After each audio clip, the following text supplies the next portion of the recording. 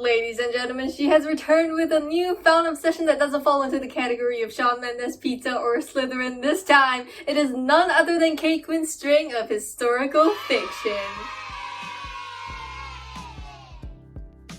Hey, welcome back to the program. Hi, hello, it's Allison. I gotta be honest, because we are all about honesty here on this channel, I didn't think I would pick up another historical fiction after All the Light We Cannot See and Lovely War, because my conclusion from those two books is that historical fiction just doesn't seem to excite me as much as other genres did.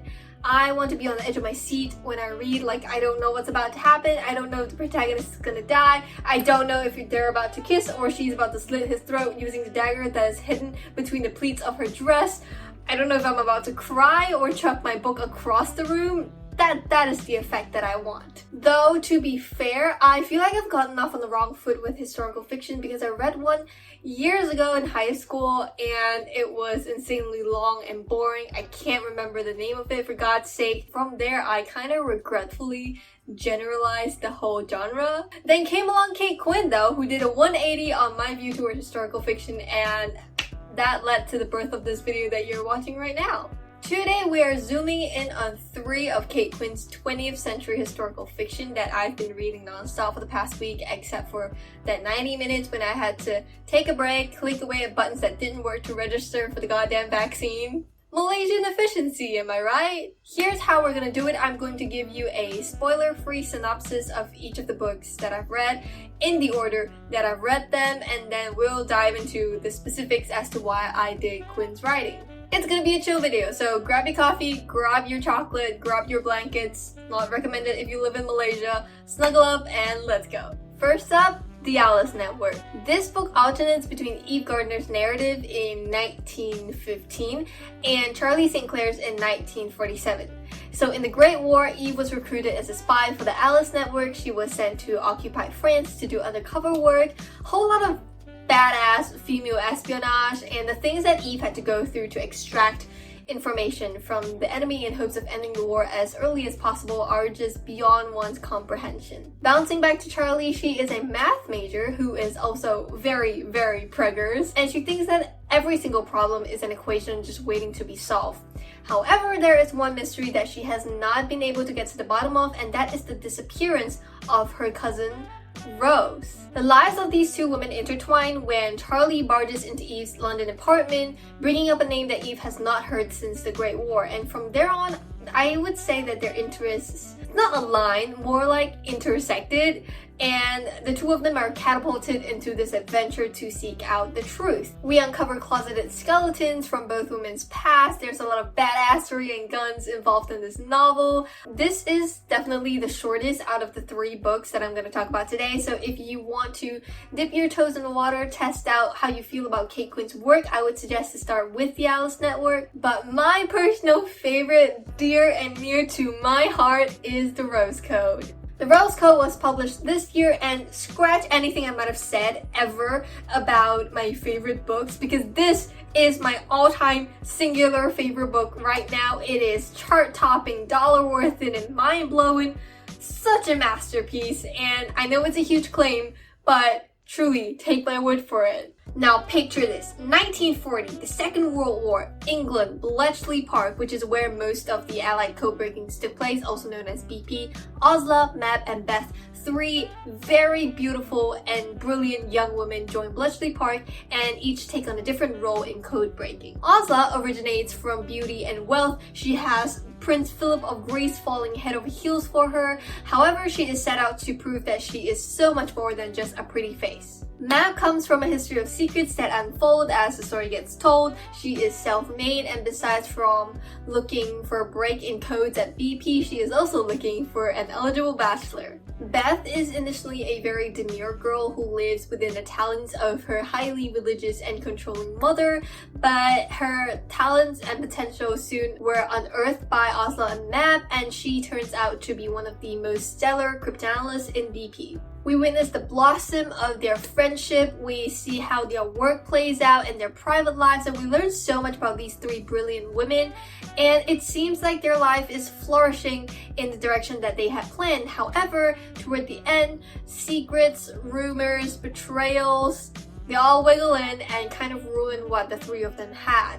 Fast forward to 1947, days before the royal wedding of Princess Elizabeth to Prince Philip of Greece, a traitor emerges from their past BP days and the girls are reunited to break one last code. There is one reason that stands out as to why I am devoted to this book, and that's because the Rose Code contains one of the classic Avenger scenes. Now hear me out. When I say classic Avenger scene, I mean that crescendo moment when everybody from a single person's past and present comes together, they band together, unite together to help that one person solve a single problem. They stick it out no matter how long it takes, they come and go with sustenance and solution. There is this time lapse of them just working, running high on caffeine and all that.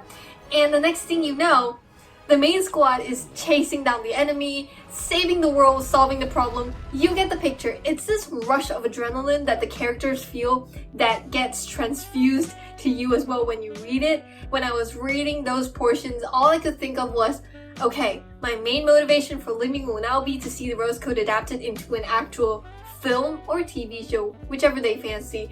I mean, thank you very much, take my money, make it happen. Last is The Huntress. Personally, this is less exciting than the previous two books for me because the Rose Code definitely hyped up my expectations by like tenfold.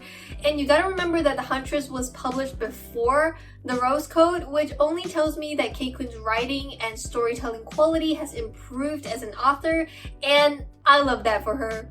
I really fancy the Goodreads synopsis for this book. Just listen. From the author of New York Times and USA Today best-selling novel The Alice Network comes another fascinating historical novel about a battle-haunted English journalist and a Russian female bomber pilot who join forces to track the Huntress, a war criminal gone to ground in America. Does that not make you want to pick up this book? I mean, battle-haunted, bomber pilot, join forces, a war criminal? Again, take my money. Ian Graham is a journalist who witnessed the Nuremberg trials and now he runs his own office prosecuting war criminals. Nina Markova joined the bomber pilot Night Regiment when Germany attacked the Soviet Union, and at some point during her missions, she crosses paths with the Huntress, and that's where things get exciting. And the third narrative in this story follows a Boston teenager, Jordan McBride, whose widowed father remarries, and she comes to realize there is something fishy about her stepmother, and she dives into the whole trove of secrets. Juicy. Those are the summaries of Kate Quinn's 3 20th century historical fictions. If at this point you're convinced to pick up any one of them, go ahead, take your leave, and if not, below are the reasons why I fancy Quinn's writing. Number 1 is the realness of it all. Kudos to Quinn for taking inspiration from actual living people for some of her characters. I think that sprinkled a dose of humanity and made the actions and dialogues of the characters even more believable. It just feels like those characters actually were alive at some point of our history. I know Oslo was definitely based off a real person and the Huntress was a composite of 2 women. It was also entertaining to see Quinn bringing characters like Alan Turing, who actually existed and served at Bletchley Park, and he was the one who developed the machine that broke the German Enigma code. It was such a bonus because I watched The Imitation Game and I absolutely loved it. Next would be balance. When you have to switch between multiple narratives in one story, you have to make sure that your reader is going to be able to keep up with what's going on in that fictional universe. In the Alice Network, it was Charlie and Eve. In The Huntress, it was Jordan, Nina, and Ian. In the Rose Code, it was Oslo, Matt, and Beth. It's not just about using first-person POV for one character and then third-person POV for the other. It's about making sure that the narratives are distinct enough that it doesn't all get jumbled up inside your reader's head. And when it comes to Kate Quinn's writing, that's not something I have to worry about. With Quinn's book, you always know where the characters are, what year they're in, what they're doing, and what's going on around them. This balanced writing made the reading process so much smoother for me, so cheers to Quinn. Then we get to details. All 3 of her books depict wartime stories, and I am willing to bet that majority of her readers weren't even born during that time. We don't know what spy work is like, we don't know how Enigma machines work, we don't understand the plight of survivors, we haven't seen the horrors of the war. Yet details like these are crucial in a reader's connecting to a book. We have to more or less understand what's going on in order to get the bigger picture of things.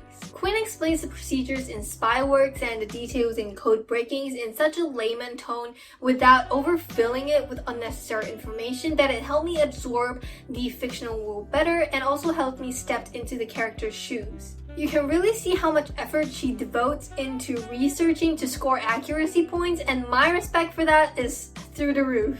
4.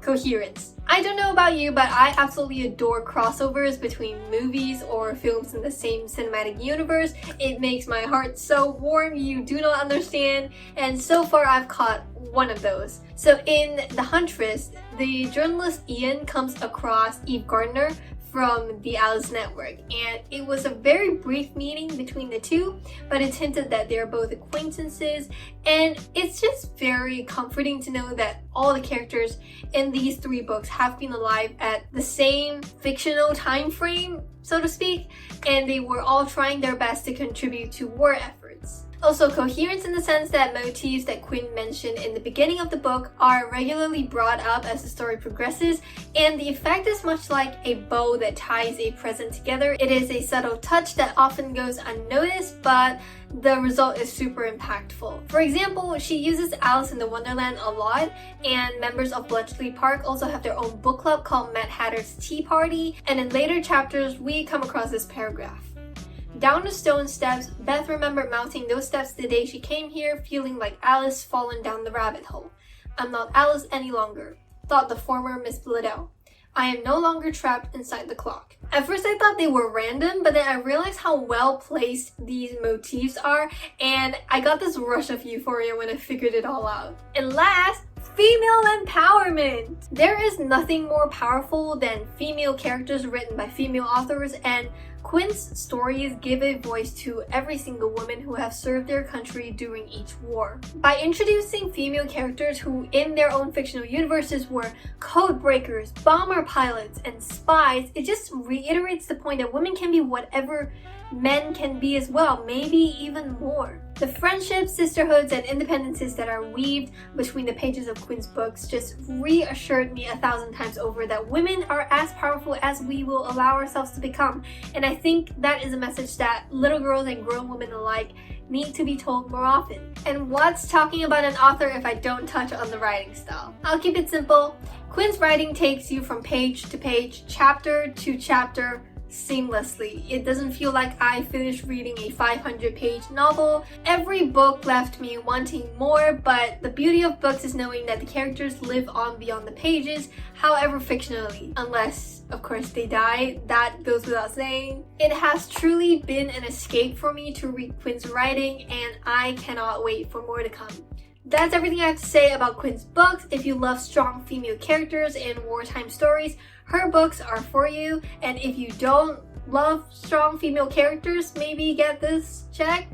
And I assure you, her books will change your mind. As usual, start up a book club in the comment section down below by leaving your book suggestions. If you like this video, give it a thumbs up, doesn't cost you a buck. If you didn't, I'll let you know if I care, and I'll see you in the next one. Bye!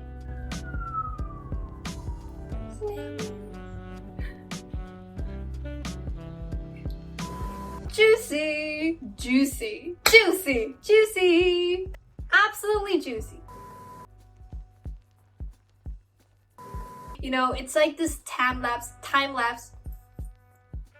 See Quinn bringing into characters like. It's very important that you make sure